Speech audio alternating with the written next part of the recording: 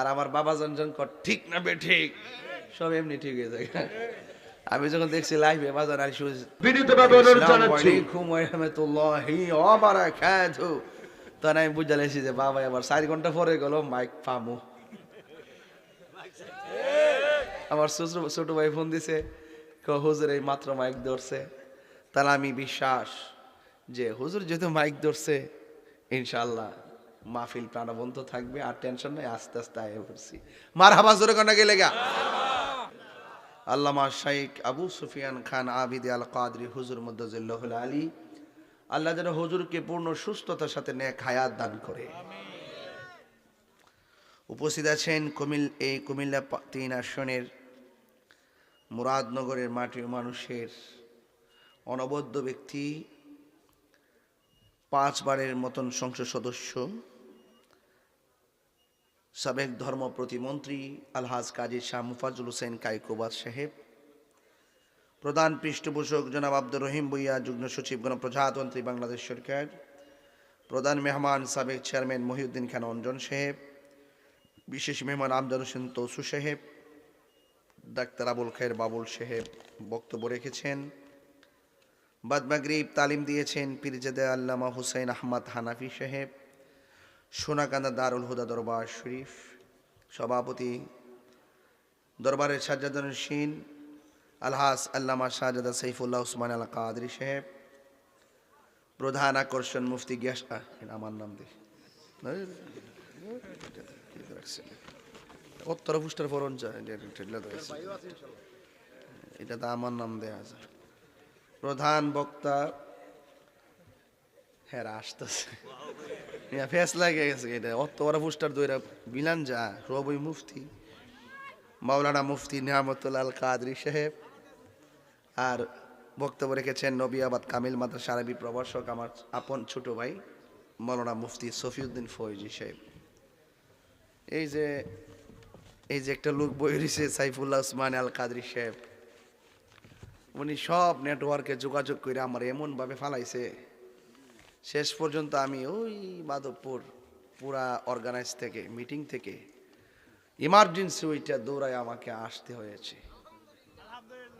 বাংলাদেশে অনেক মাহফিল আমি কি করছি আপাতত বন্ধ করছি, কারণ রাষ্ট্রতন্ত্রের গুরুত্বপূর্ণ জায়গায় আমাদের যে কোনো প্রান্ত থেকে আহলুস সুন্নাত ওয়াল জামাতের প্রতিনিধিত্ব খুব দরকার, দরকার কিনা বলেন?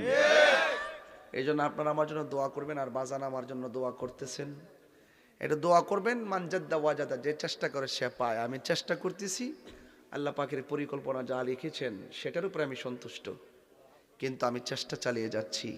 আল্লাহ যেন আমাদের সবার দিলের আশা মনের আশা সুন্নিয়তের প্রত্যাশা যেন কবুল করে, বলুন আমিন। যাই হোক, আপনারা অনেক রাত বসে আছেন। আমাদের সাইফুল্লাহ সাহেব ভালোবাসি, তিনি ভালোবাসেন। আজ ভালোবাসার প্রতিদান বহিঃপ্রকাশ 12টার পরে এসে ঘটিয়েছি। এখানে আমারে না 12টা বাজবো? যারা লাইভে দেখবো আল্লাহ রসুল তারা লাইভটা দিস না বাবা, বহুত জায়গাত কই বোঝে উলুমরিয়া দরবার গেতা বেশ তোর কলা পাতা আপনারা যে গেছেন গা। যাই হোক, আমার কাছে উত্তর আছে, ঠিক আছে? এটা হইল জিডিও কিডুই, আল্লাহ কবুল করে, আমিন কনে গেলে গা।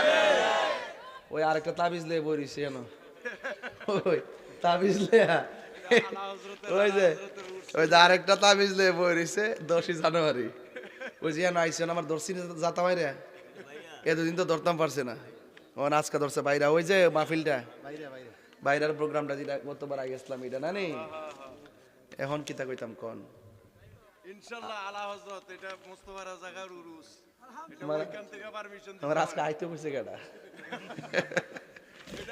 এটা বুঝা লেছি যে আমি আমো আইলে বালা করে ধরবো। আচ্ছা, আল্লাহ যেন এটা তো আবার তৌফিক দান করে, আমিন কোন। যাই হোক বাবার, আপনারা আমার জন্য দোয়া করেন ইনশাআল্লাহ।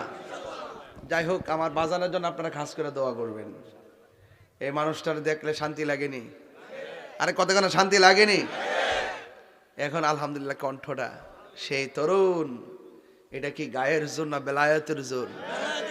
আল্লাহ হুজুর হায়াতে আরো বরকত দান করুন। আমার ভাইরা, অনেক রাত হয়েছে, আপনারা বসেছেন, আমি এসেছি অ্যাকচুয়ালি হাজিরা দেওয়ার জন্য।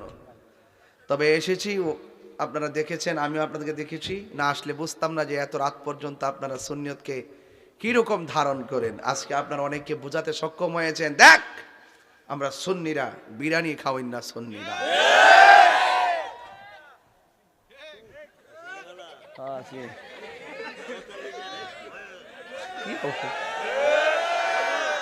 এই বয়সে কি নাইস মারে, অঙ্কুর কালে কি যেন নাইসটা দিছে ও মারহাবা জোরে গান বাজার, সত্যি করে গান ঘুমটা একটু গেছিনি, আর আপনারা একটু সাহস পাইতেছেন তো ইনশাল্লাহ। যাই হোক, আপনারা অনেক আলোচনা শুনেছেন, আর আমার বাবা জন কর ঠিক না বে ঠিক, সব এমনি ঠিক হয়ে যায়। আমি যখন দেখছি লাইভে বাজার আর আসসালামু আলাইকুম ওয়া রাহমাতুল্লাহি ওয়া বারাকাতুহু, তখন আমি বুঝে লেছি যে বাবা আবার 4 ঘন্টা পরে গেল মাইক পামু। আমার ছোট ভাই ফোন দিছে, হুজুর এই মাত্র মাইক ধরছে। তাহলে আমি বিশ্বাস যে হুজুর যেহেতু মাইক ধরছে ইনশাআল্লাহ মাহফিল প্রাণবন্ত থাকবে, আর টেনশন নাই, আস্তে আস্তে আয় করছি। মারহাবা জোরে কোনা গেলে গা। তো বলেন নবীর মেরাজ কি স্বপ্নে না বাস্তব? সরাসরি না স্বপ্ন যুগে? নবীজি মেরাজে গিয়ে আল্লাহকে দেখছে কিনা এই বিশ্বাস কার কার নাই হাত তোলেন। আচ্ছা মাশাআল্লাহ, এই বিশ্বাস কার কার আছে হাত তোলেন। নারে তাকবীর, নারে রিসালাত, আহলে সুন্নাত ওয়াল জামাত, খুশি না বেজার? হাত নামান। তাহলে নবী মেরাজে গিয়ে আল্লাহকে দেখেছেন। রাসূল বলেন আমি আল্লাহর এত কাছে গিয়েছি, যাইতে যাইতে যখন কাছে গেলাম আল্লাহ পাকের কুদরতি হাত মুবারকটা আমার পিঠের উপরে রেখেছে, তখন আমার কাছে একটু ঠান্ডা ঠান্ডা লাগছে। তাইলে বোঝা গেল নবীর মেরাজ স্বপ্নে নয়, নবীর মেরাজ বাজান ঠিক আছে বাস্তব। আলহামদুলিল্লাহ কোন। যারা বলেন নবী মেরাজে গিয়ে আল্লাহকে দেখে নাই, তারা কি সত্যবাদী না মিথ্যাবাদী? মিথ্যাবাদী। জি তাড়াতাড়ি ফিরেন, তারা হলো মিথ্যাবাদী। আমরা নবীকে 100% ভালোবাসি নাকি 90%? আরো বড় করে কন। নবী এমন নবী যিনি দুনিয়াতে আসার আগে উম্মত বলে নাই, মা মেনা রহিম থেকে দুনিয়াতে আসার সময় উম্মত বলে নাই, আবার দুনিয়ার দিকে বিদায় হওয়ার সময় উম্মত বলে নাই, নবী মেরাজে যাওয়ার সময় উম্মত বলে নাই, পাথরের আঘাত খায় উম্মত বলে নাই, আল্লাহর সঙ্গে দিদারের সময় উম্মত বলে নাই। তাহলে সুখেও আমাদের পাশে নবী, দুঃখেও আমাদের পাশে। তো সেই নবীকে আমরা সব সময় ভালোবাসতে চাই কি চাই না? আল্লাহ রাব্বুল আলামিন বলেন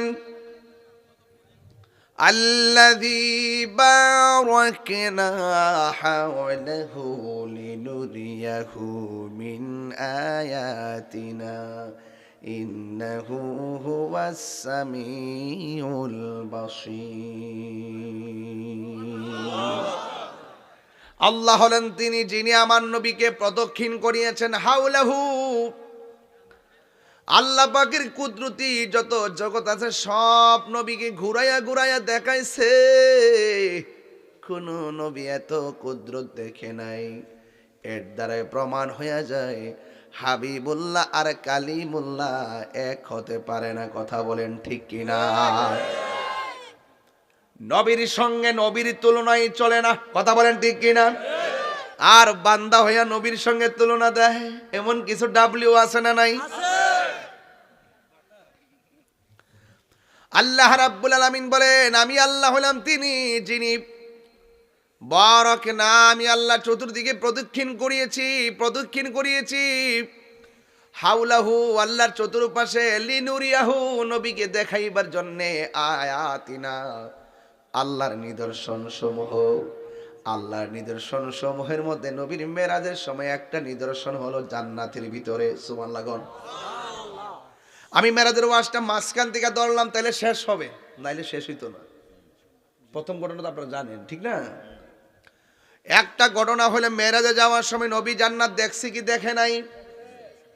নবী জান্নাতের ভিতরে ঢোকার পরে আমার নবী বলেন আমি যখন জান্নাতের ভিতরে ঢুকেছি আমি দেখলাম জান্নাতে যেই রুমের ভিতরে ঢুকি ওই রুমের ভিতরে একজন